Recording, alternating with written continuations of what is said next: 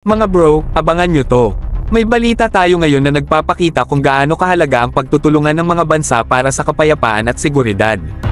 Kinumplito na ng Germany ang kanilang pangako na palakasin ang kakayahan ng Ukraine sa pagdepensa. Matagumpay nilang ipinadala ang huling batch na may 3 Gepard self-propelled anti-aircraft gun sa Ukrainian Armed Forces. Sana all mga bro, grabe ang malasakit ng Germany.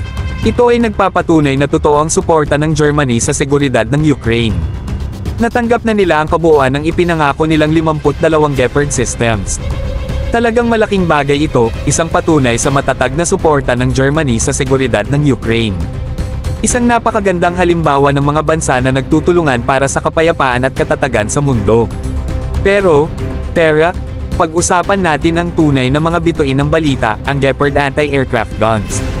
Ang mga ito ay talagang epektibo sa larangan, pinatunayan nila ang kanilang galing sa pagharang ng iba't ibang mga banta mula sa himpapawid.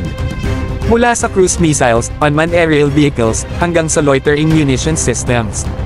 Ang mga Gepards na ito talaga ang mga bantay sky na walang katulad. At eto pa, mga bro, sa kabuuan ng mga naibigay na systems, 37 ay mula mismo sa stocks ng German defense industry na pinondohan ng mismong pamahalaan ng Germany. Malaking investment ito para sa depensa ng Ukraine, mga bro. Pero hindi doon nagtatapos ang tulong ng Germany. Nagdagdag pa sila ng 15 Gepards na dati nang binili mula sa Qatar. Talagang nag-effort silang palakasin ang kakayahan ng Ukraine sa pagdepensa.